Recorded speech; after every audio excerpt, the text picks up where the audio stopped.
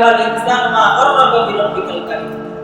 আল্লাহ প্রতিনিয়ত ডাকছে, বান্দা সন্তুষ্ট হইছো, তোমার সম্পদ ছিল এক সময়, এখন নাই। তুমি যখন আসল বিষয়টা বুঝতে পেরেছো যে আসল দুনিয়াটা ফাসলা এমন ছিল, দুনিয়ার গায়রুল্লাহর মহব্বত এমন ছিল, সন্তান, স্ত্রী, সম্পদ সব তোমার কাছ থেকে এইরকম মুখ ফিরায় নেয়। তুমি জানতেছো তোমার কাছে কিছু আছে, তোমার প্রতি সন্তুষ্ট, তোমার কাছে কিছু নাই, তুমি বিছানায় পড়ে আছো, তোমার সম্পদ সব বর্জন করে দেওয়ার পরে তুমি আজকে বিছানায় পড়ে রয়েছো, তোমার সম্পদ না দেখে তুমি ঘরের মধ্যে দিন দিন রাত রাত করে আসো, তুমি অবহেলায় পাত্র হয়ে গেছো।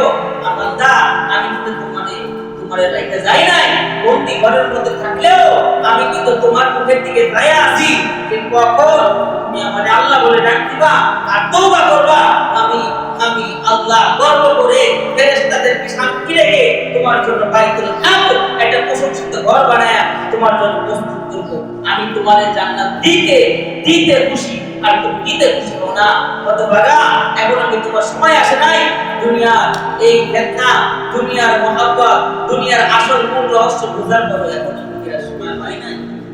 ইয়া আইয়ুহাল ইনসানু মা গাররাকা বিরাব্বিকাল কারীম।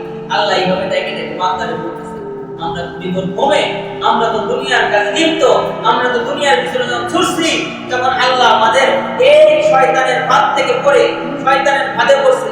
কোনো গুনাহ ছোট হোক আর বড় হোক, কোনো গুনাহ শেষ তার ঘটিত শেষ গন্তব্যস্থানে আসল মূল রহস্য, সেখানে সে এই গুনাহ করার শেষ অবস্থায় সে এমন একটা জায়গায় পড়বে লাঞ্ছিত আর অপদস্থ হয়ে ওই জায়গা থেকে বাইরে গুনাহ তো কিছু হইল। আর নেকি যত ছোটই হোক, ওই মানুষকে তবকা আলা উচ্চতায় মাকাম বাড়িয়ে দিবে।